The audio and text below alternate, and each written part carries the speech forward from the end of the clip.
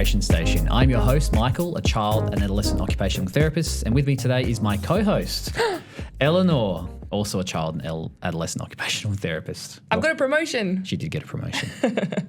I think the feedback was glowing for you to stay on. People loved your succinct nature of the way you explain things as opposed to my filibustering, so had to have you back. Was that from our listener in France? Yeah, probably, if he's still listening.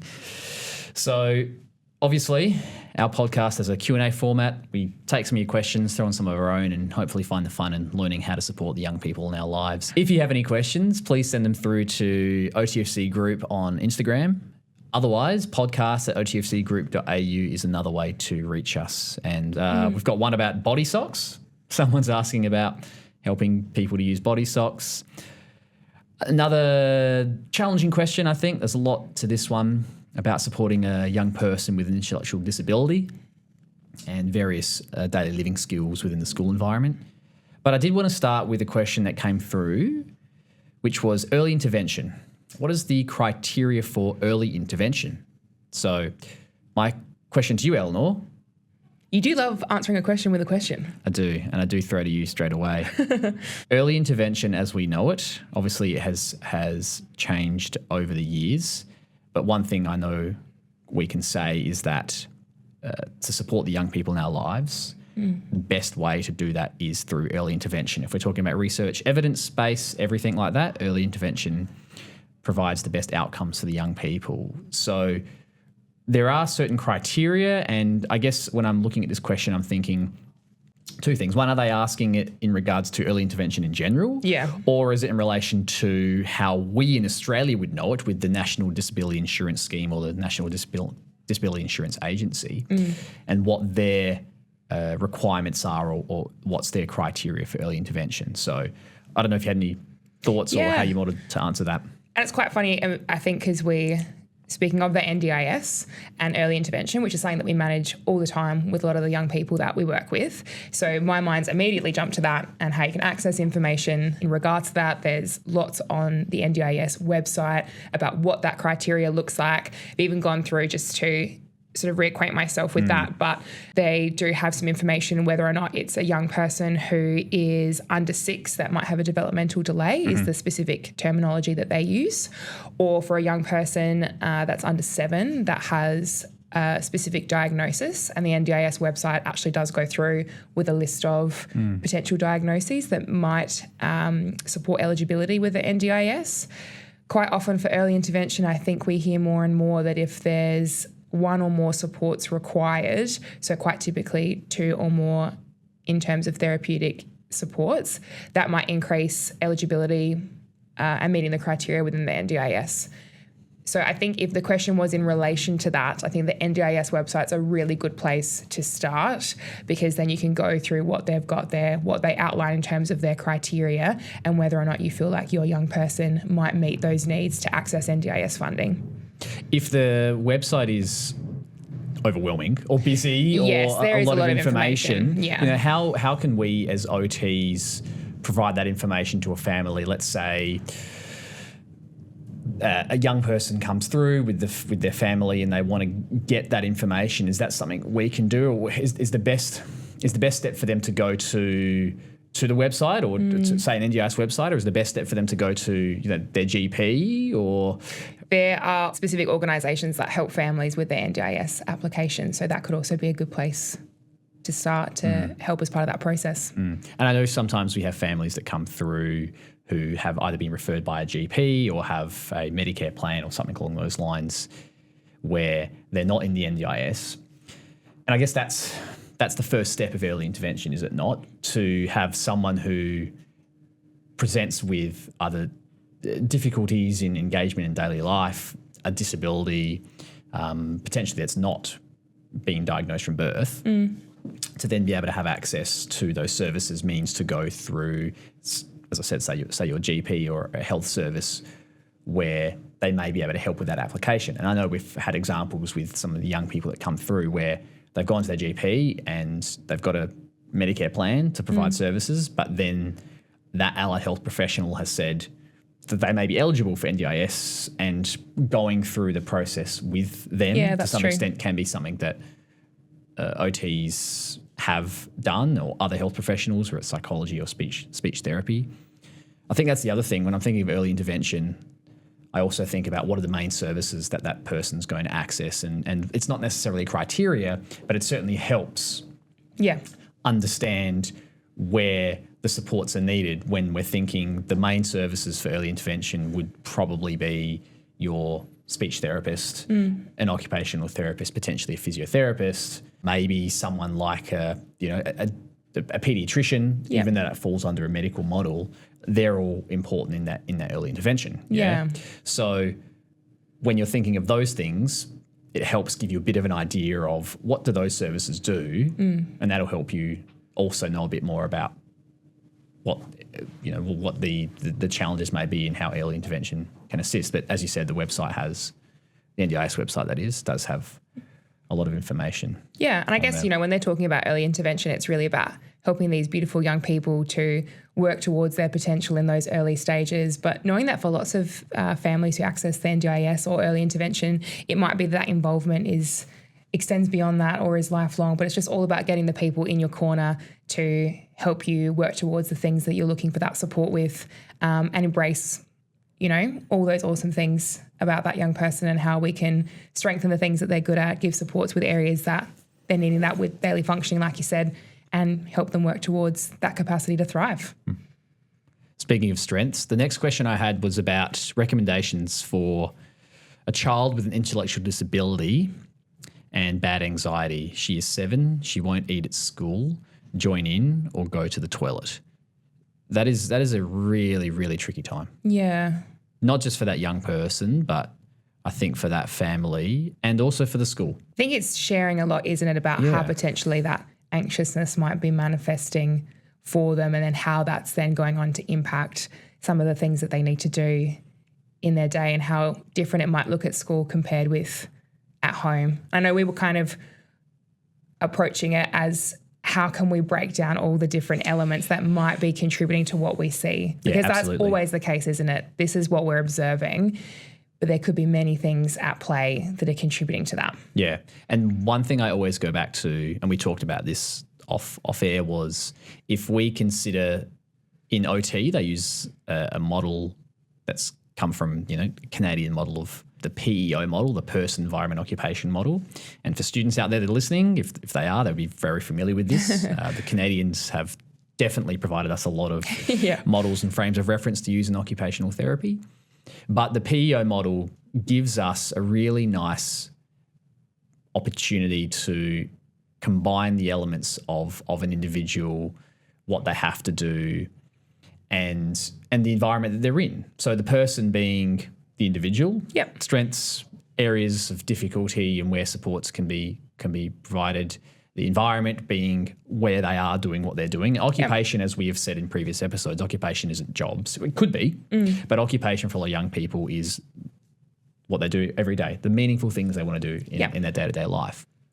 So if we take that lens, the PEO model gives us a great opportunity to address this question in looking at the person. So we've got a young person, 7 years old. That is a really, really tricky age, because that's that sort of year 2, year 3, or that sort of transition between childhood to that middle sort of junior primary to primary age. Yeah. There's a lot going on there, and there's a lot of change going on. And, you do see a lot of difficulties there, just generally, just hormonal. Well, sorry, not hormonally, but more developmentally, I should say. And so that's that person there. Intellectual disability, anxiety is part of that, and how they are navigating their day is really dependent on those around them, and they're seeking a lot of support from those around them as well. And even probably as part of that, what do some of their communication differences look like? What are their sensory needs? What motivates them? What are they interested in? Like, how do some of these activities of daily living, or even joining in on learning tasks, how is that being tailored to the way that they best interact and explore with the world around them, and how that might, maybe there's some mismatches there between what they're what they're needing, what their preferences look like, and how those things are naturally being delivered. Yeah. So if we're talking about the environment then, the environment, and I guess we don't know, we're hypothesizing for this individual, but are they in a mainstream school or in a school with a special unit? And obviously, within Australia, there are different schooling streams and setups. Each have strengths, each have things that are going to look different. And so it's a matter of what is the school setup looking like for this person? And I guess regardless, it always comes down to what are the strengths and what are the things this person can do, the things they like doing, and how do we find the opportunities to expose them to as much of those things as possible. And thinking about, as an example with the environment, is it that when it comes to recess and lunchtime, we're in a space, there's lots of other children around us, it's noisy, it's busy, it feels really overwhelming, and then we're about to engage in a task that potentially is tricky in itself. So is there an opportunity that maybe we're able to move to a quieter space? We have one-on-one support during those times. Are there things that we can shift about how we're doing that task that might better support their needs? And in different environments, you're going to get different responses, and you're going to get, I guess, one thing that's not mentioned in here, but as you said, like an environment includes the interaction with peers and interaction with other people, and it could be interaction with, teachers or caregivers in that space as well. And that can be quite challenging. I always think, when I think of anxiety, I think of predictability, and in particular anxiety and intellectual disability, which I know we've talked about in previous episodes, was reducing language, reducing demands, reducing the amount of stuff you're giving that person, because it's a lot to take on. And is this almost like potentially a moment of control for that young person when they feel like there's so much in their day that feels outside of their choice and their authentic needs, and this is one point that I can go, but I can control what this looks like, and that feels comfortable. And if we go, see how there's lots of layers. Yeah, and there is. And without going, sometimes we try and tie in sort of neuroscience aspects. Without going into that too much detail, we can talk about the nervous system. And when you are in a state of anxiety, what are the things that shut down? It's things like eating. It's things like using the bathroom. That sort of stuff kind of drops off because you're in this heightened state where you're just surviving. Yeah. And so you can't really rest. You can't pay attention to the cues of going to the toilet. You can't pay attention to your hunger. It's a really, really overwhelming time for a lot of those young people. Yeah. And for someone with an intellectual disability, being able to understand those concepts is even harder. They're not quite sure why this is happening. And like all of us, we are, subject to our sensory world. So our senses guide and help us to do what we want to do. Yeah. And if we don't always trust that, or we don't always feel as though we're in control, then that becomes a really tricky place to be. And you think, like going to the bathroom, is it in the spaces that I have the opportunity to access, I don't like the sound of the hand dryers are in there, or I maybe need some help in the steps involved with dressing or wiping or whatever that looks like, that actually I'm just looking for some extra support in that, and I feel safer to go at home where the space is familiar. I know mum or dad are there to help me out, and I feel more confident with what I have access to then support me in the task. So I think in breaking all that down, as I said, using that PEO model, those occupations are your daily living skills we talked about. Yep. And you mentioned about, what they're engaging in the school environment when they're learning. Well, I guess we don't know that, but specifically toileting and eating, those are things we take for granted every day, but they're so important. They're so important. And for someone who's struggling to eat, join in socially, or go to the toilet at school, school is a hard place. How do we make it more successful? And you talked about predictability. You talked about, say things in the toilet environment. And you can actually break it down to go, let's look at each task to say toileting. What is the strength of the person? Yeah. What's the environment look like? What do we have to do? What skills do they have in actually going to the toilet? Yeah. Play. And you can actually use that lens on each task and actually use that as a way to then problem solve. We talk about in OT using, doing the detective work to problem solve how you can then support that person in each task. And then that way, what you might find is you're uncovering or tapping into some of the strengths and then finding where those barriers are. And then what you're doing is you then provide some predictability in, well, if we do the same approach each time, then maybe this works. So yeah, hopefully that gives a few tools for that person to go away with, maybe break down some of those activities and see if they can workshop what those barriers look like. And, you know, chatting with the educators, schools, chatting with anyone, absolutely. you know, on as part of your care team. OTs.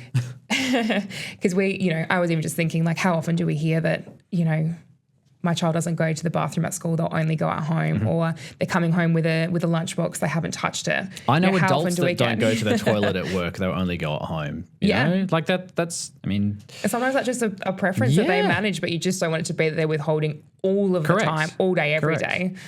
Because then perhaps there's a conversation with your GP as well to see from a medical perspective, is there anything that they can support? Very true. Yeah. Yes, there's all that, also that but avenue as well. talk to the people who support this young person and see how we can work together, how we can be collaborative, how we can share what works at home, what you know about them, how that could translate to that environment, and hopefully make that more achievable for them.